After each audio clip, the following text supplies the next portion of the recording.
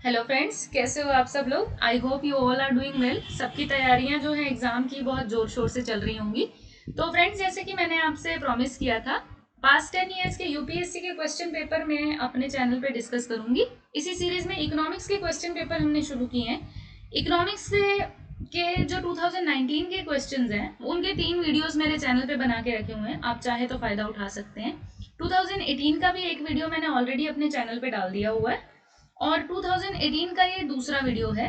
इसके अंदर हम अगले 5 क्वेश्चन को डिस्कस करने वाले हैं। तो चलिए शुरू करते हैं। ये जो सीरीज है ना केवल आईएएस के लिए बल्कि इंडियन इंजीनियरिंग सर्विसेज के लिए जो लोग एग्जाम देते हैं, यूजीसी नेट इकोनॉमिक्स के लिए, बैंकिंग के लिए, स्टेट पीसीएस और आरबीआई ग्रेड बी के लिए भी बहुत इंपॉर्टेंट है।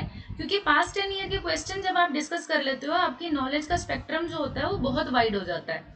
आपको अगली बार जब आप पढ़ना शुरू करते हो ना, तो आपको इंट्यूशन आ जाती है कि ये इस टाइप के क्वेश्चन यूपीएससी पूछती है। तो फिर आप उसी तरीके से तैयारी करनी भी शुरू कर देते हो।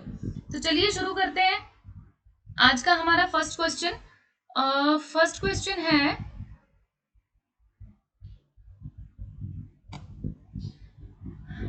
The partnership for action on green economy, a UN mechanism to assist country transition toward greener and more inclusive economics emerged है। उसने ये बोला है कि the partnership for action on green economy, इसको शॉर्ट टर्म में उसने लिखा है पेज। पेज करके एक यूएन मैकेनिज्म है। इस मैकेनिज्म का ऑब्जेक्टिव क्या है कि जितने भी देश हैं यूएन के अंदर, वो ग्रीनर इकोनॉमी की तरफ मूव करें। ग्रीनर इकोनॉमी क्या होती है? जब आप इकोनॉमिकली आप अपने देश को डेवलप कर रहे हो, आपका देश आर्थिक आधार पर बहुत तरक्की कर रहा है, लेकिन आप एनवायरनमेंट को कम से कम नुकसान पहुंचा रहे हो। जनरली जब आप भी इंडस्ट्रीज वगैरह डेवलप करते हो ना, तो एनवायरनमेंट खराब होता है।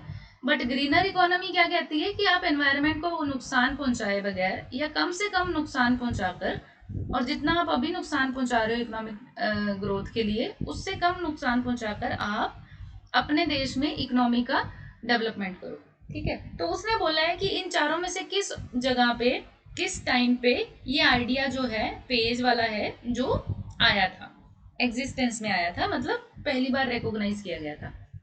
वैसे तो ये जितने भी 4 ऑप्शन है, चारों ही चारों सबमिट जो है एनवायरनमेंट से रिलेटेड है, बट यहाँ पे इकोनॉमी की बात आ गई है, तो हम इस क्वेश्चन को डिस्कस करेंगे। ये चारों की चारों जो है वर्ल्ड की फेमस जो है एनवायरनमेंट से रिलेटेड समिट हुई थी, यूएन की समिट्स हैं। तो इनमें से बताना है कि पेज के बारे में, partnership for action on green economy के बारे में किस कॉन्फ्रेंस में आया था। उसने 4 ऑप्शन दिए। Earth summit on sustainable development 2002 Johannesburg, ठीक है, जोहानसबर्ग साउथ अफ्रीका की राजधानी है। United Nation conference on sustainable development 2012 Rio de Janeiro Brazil के अंदर है। United Nation framework convention on climate change Paris, ये फ्रांस की राजधानी है। And world sustainable development summit 2016 New Delhi, ये भारत के अंदर है। तो इनमें से बताना है जो पेज का आइडिया है, इनमें से किस जगह पे आया। तो जब यूपीएससी ने पेज के बारे में पूछ ही लिया, तो चलिए पेज को थोड़ा सा डिटेल में देख लेते हैं है क्या। तो partnership for action on green economy PAGE, it was launched in 2013 as a response to call at Rio plus 20 to support those countries wishing to embark on greener and more inclusive growth trajectory। तो ये जो page का idea है ना, ये रियो plus 20, जो रियो जो first meeting हुई थी 1992 में हुई थी, एंड रियो प्लस 20 की मीटिंग 2012 में हुई थी। ठीक है, तो पेज का जो लॉन्चिंग है वो 2013 में हुई थी, पर हमें ये बताना है कि ये कौन सी मीटिंग के अंदर यूएन मैकेनिज्म निकल के आया था। पेज को एस्टेब्लिश किया गया था 2013 में, लेकिन एक्चुअली जो पेज के बारे में आइडिया आया था दैट केम इन 2012, जो हमारे ऑप्शन में दिया भी हुआ है। ठीक है, आगे है PAGE seek to put sustainability at the heart of economic policy, कि जितनी भी आप इकोनॉमिक पॉलिसी बनाओगे, जितनी भी इकोनॉमिक प्रैक्टिसेस होती हैं जो आपके देश की तरक्की के रास्ते पे लेके जाती हैं, उसके अंदर सस्टेनेबिलिटी होनी चाहिए। सस्टेनेबिलिटी का मतलब है आपकी प्रेजेंट जनरेशन भी रिसोर्सेज को यूज कर रही है, और आपने फ्यूचर के लिए भी, फ्यूचर जनरेशन के लिए भी रिसोर्सेज को छोड़ के रखा हुआ है। ऐसा नहीं है कि सारे आपने इस्तेमाल कर लिए और फ्यूचर जनरेशन के लिए कुछ ना बचे। उसको बोलते हैं सस्टेनेबिलिटी, यानी कि इस प्लेनेट के ऊपर जो आपने लाइफ स्टैंडर्ड जिया है, आने वाली जनरेशन भी जी सके। तो इसके अंदर 2030 एजेंडा फॉर सस्टेनेबल डेवलपमेंट भी है। इसके कुछ 8 इंडिकेटर्स हैं, वो डिटेल में एक वीडियो बना के बता दूंगी।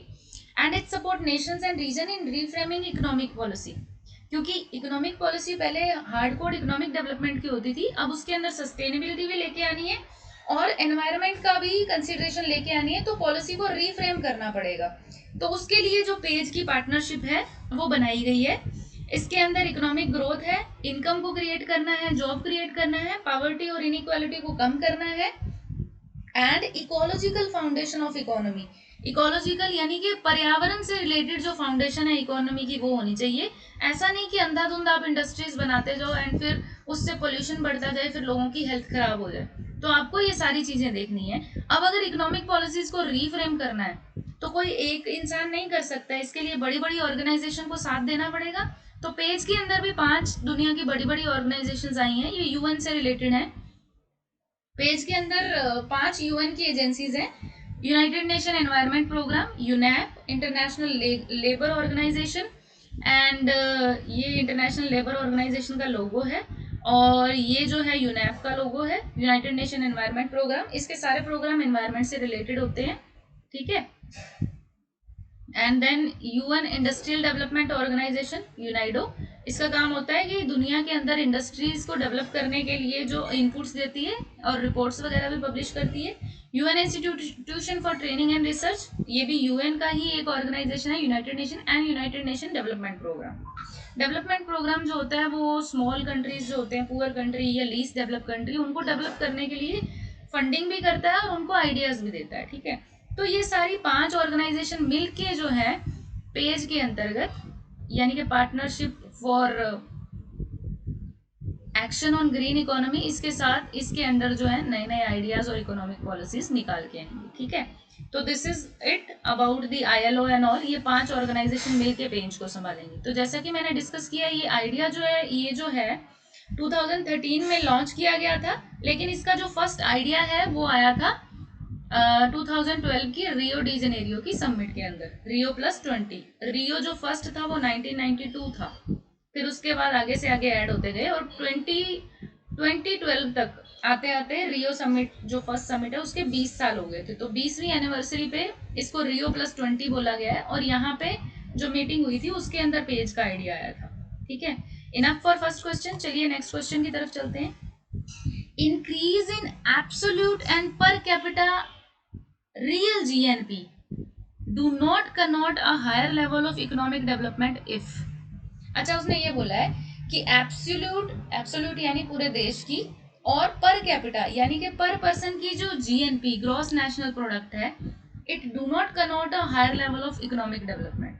यानी कि आपके देश में टोटल GDP GNP बढ़ जाए एंड उसके अलावा पर कैपिटा रियल GNP भी बढ़ जाए, फिर भी इसका रिजल्ट जरूरी नहीं कि इकोनॉमिक डेवलपमेंट हो, इफ अगर इनमें से कौन सा ऑप्शन एग्जिस्ट करता है, ठीक है।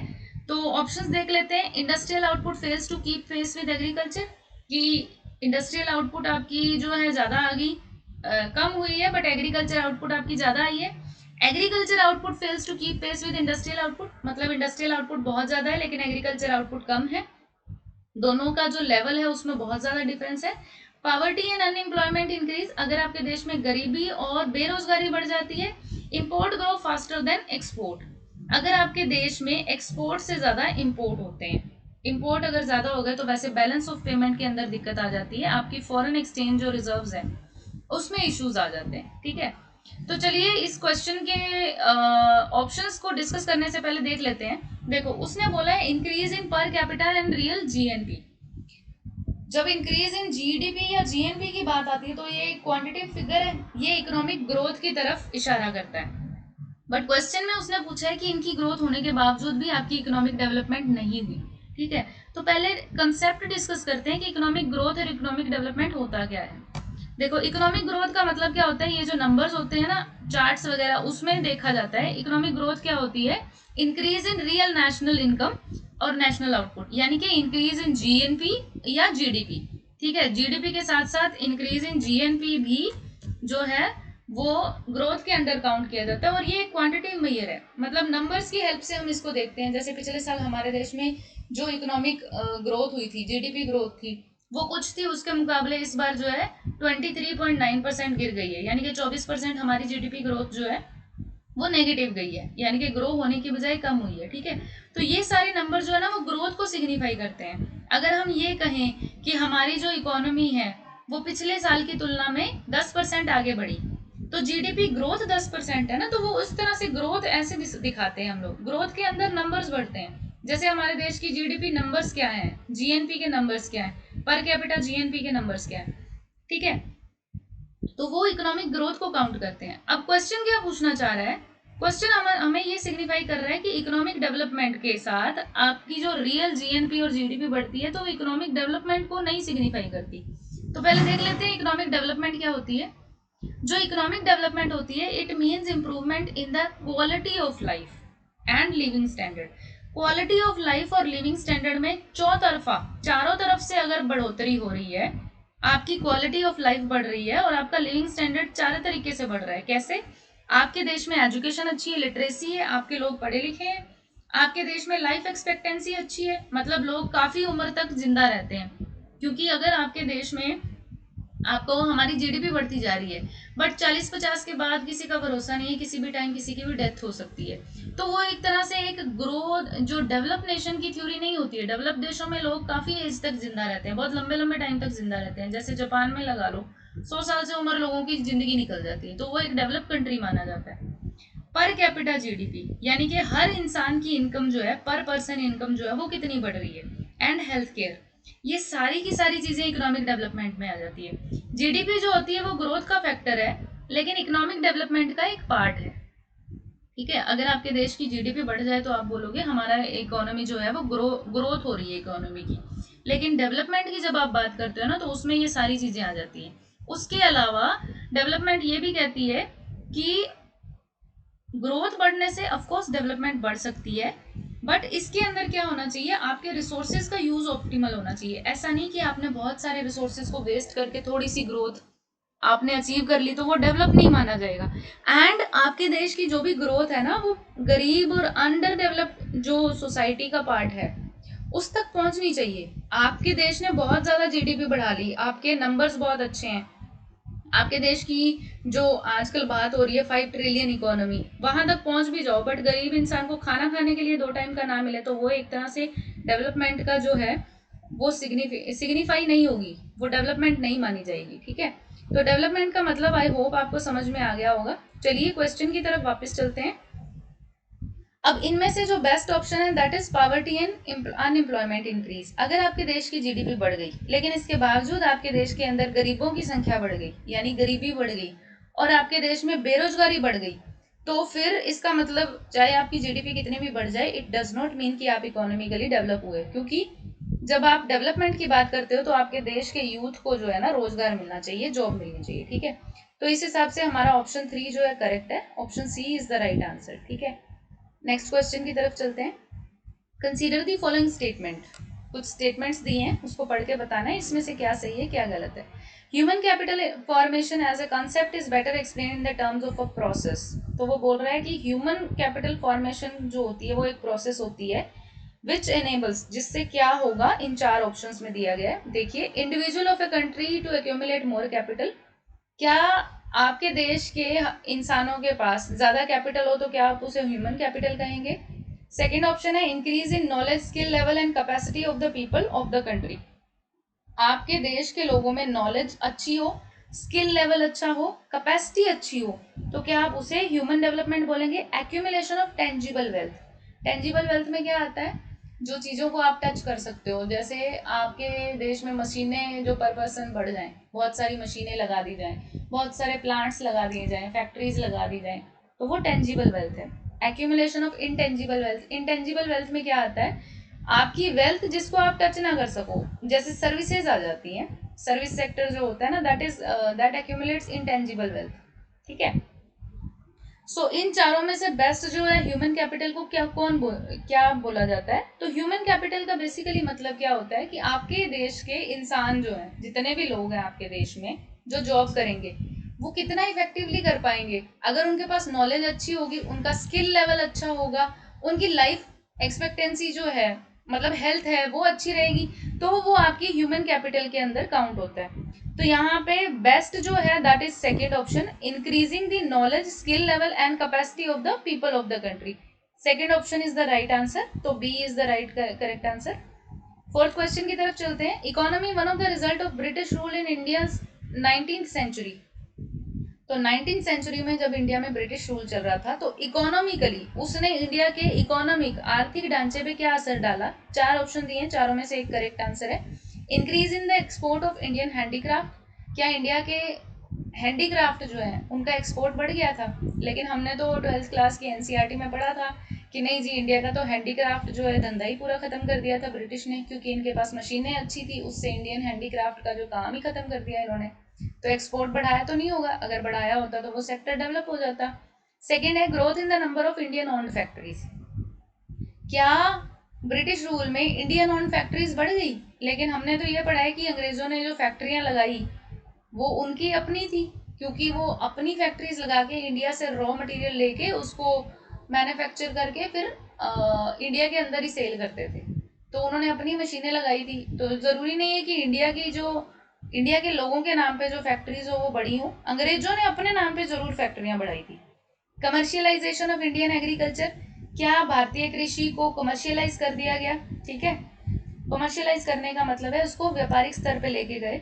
And rapid increase in urban population. क्या शहरी जनसंख्या में बहुत ज़्यादा वृद्धि हुई. अगर शहरी जनसंख्या की बात करें तो ब्रिटिश टाइम पीरियड पे अकाल भी आया था हमारे देश में, जब 60-60 70-70 लाख लोगों की मौत हो जाती थी.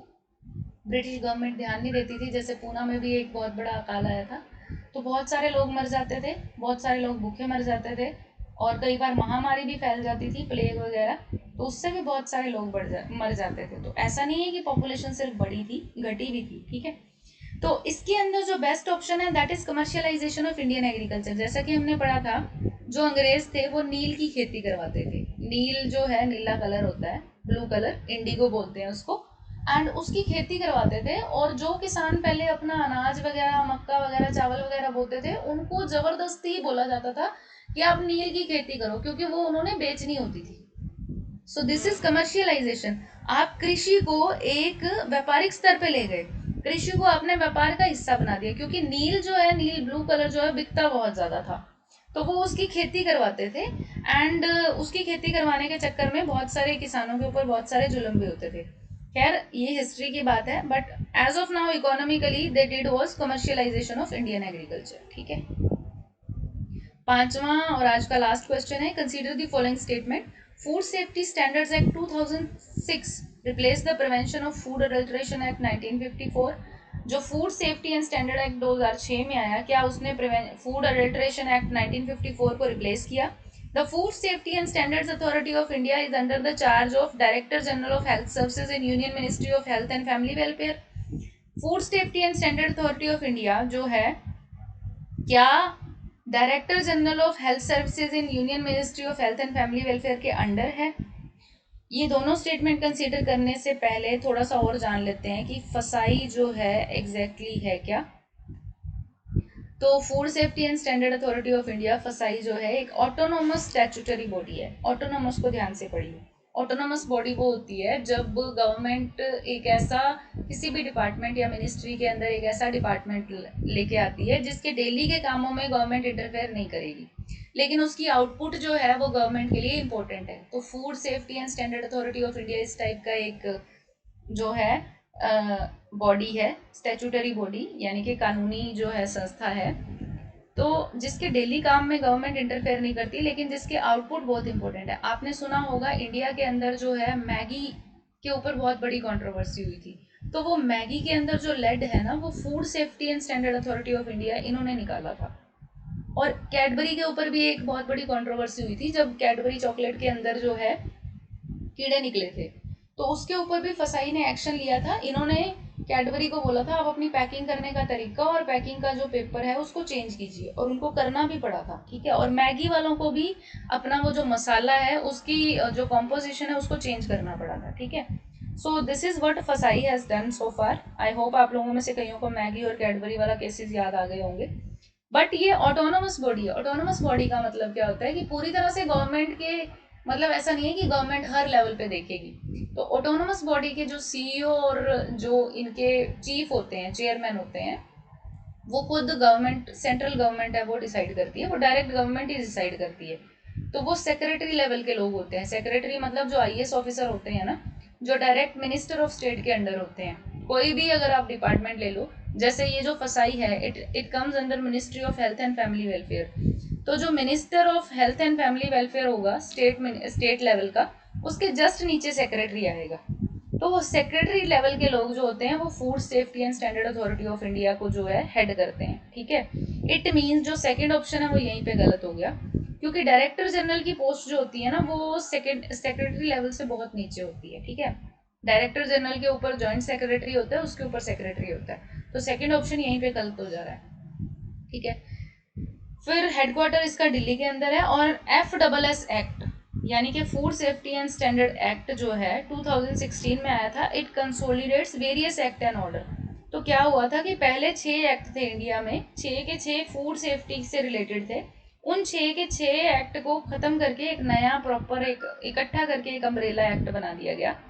तो ये जो है आपके स्क्रीन के ऊपर 6 एक्ट मैंने रखे हैं। Prevention of food adulteration act 1954, fruit product order 1955, meat food product order 1973, vegetable oil product order 1947 and edible oil packaging order 1988 and milk product order 1992। तो ये सारे 6 एक्ट जो अलग अलग टाइम पे आए थे या ऑर्डर्स आए थे, एग्जीक्यूटिव ऑर्डर, उन सबको खत्म करके एक नया एक्ट बनाया गया 2006 में, food safety and standard authority of India. अब क्वेश्चन की तरफ चलते हैं। जो ये क्वेश्चन का फर्स्ट ऑप्शन है ये यहीं पे करेक्ट हो जा रहा है। इट मीन्स इनमें से सेकंड गलत हो गया, फर्स्ट सही हो गया, तो यानी कि अपना आंसर होगा A1 ओनली। ठीक है, तो आज के 5 क्वेश्चन यहीं पे खत्म करते हैं, क्योंकि वीडियो बहुत लंबा होता जा रहा है एंड इतना लंबा वीडियो देखने के लिए पेशेंस भी बहुत ज़्यादा चाहिए। तो मैं क्या करूंगी, नेक्स्ट 5 क्वेश्चन है वो अपने नेक्स्ट वीडियोस के अंदर डाल दूंगी। मीनवाइल अगर आपको इसमें से कुछ नहीं समझ आता तो आप कमेंट सेक्शन में डालिए, मुझसे सवाल पूछिए। आपके मैसेजेस मेरे लिए बहुत इंपॉर्टेंट है, आपकी फीडबैक मेरे लिए बहुत इंपॉर्टेंट है। अगर आप चाहते हो इस वीडियो के अंदर कुछ और नए टॉपिक ऐड किए जाएं तो आप वो भी पूछ सकते हो। Thank you so much for today, take care and all the best for your exam. मिलते हैं अगले वीडियो में।